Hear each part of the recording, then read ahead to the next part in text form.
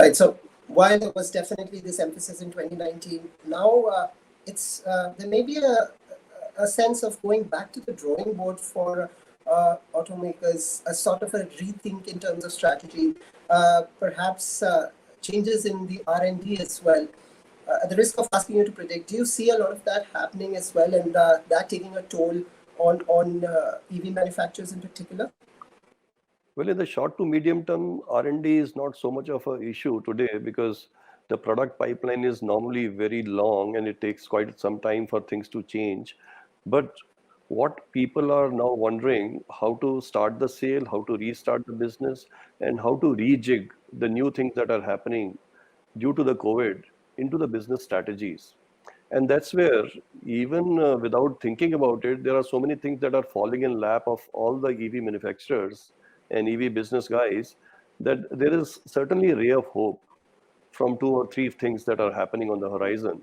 One is decidedly there is a linkage that is established between pollution and such like things like viruses. Even Harvard study says that PM 2.5 that came out of automotive pollution is creating problems with the lungs, and that is those people who are staying in such places are most susceptible to viruses or being hit by viruses or not being able to come out of it. Secondly is the clean air environment that everybody is experiencing in the lockdown.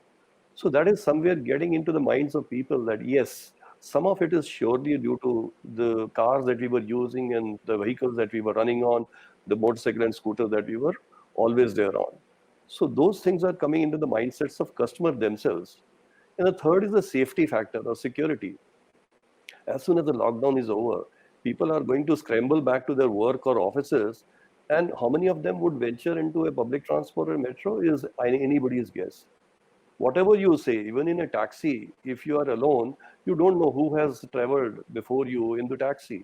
So the first and foremost thinking that will come to the minds of customers perhaps would be, if I can afford it, if I can buy one, I should have a personal transport if I don't have already one. So personal transport, environment, economy, safety, security, these are the new buzzwords that are now coming into play for new strategies that are emerging for the electric vehicle manufacturers. Right.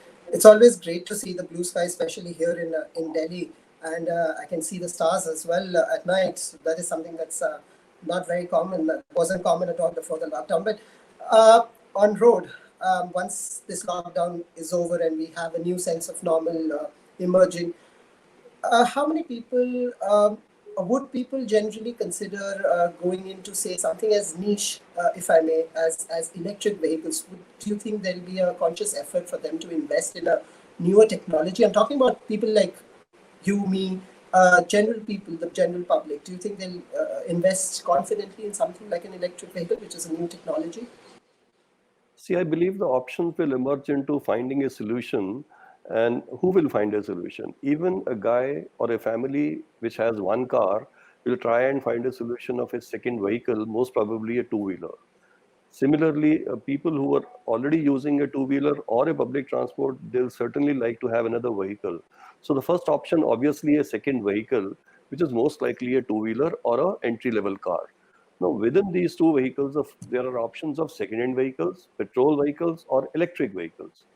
Now, that's where it starts happening. When you're talking of home to home, not even going to petrol pump, no, not much going to service stations, being in a safe, secure environment, not really depending on external world, and also influencing environment in some small way. And most important, not heavy on your pocket. Once you buy an electric two-wheeler, for example, it's going to cost almost as much as you were using a bus or a metro. So all these factors put together within the three options, perhaps electric mobility, especially the two-wheelers and entry-level cars, will figure quite a bit significantly into the mindsets of people who want to buy an alternate vehicle.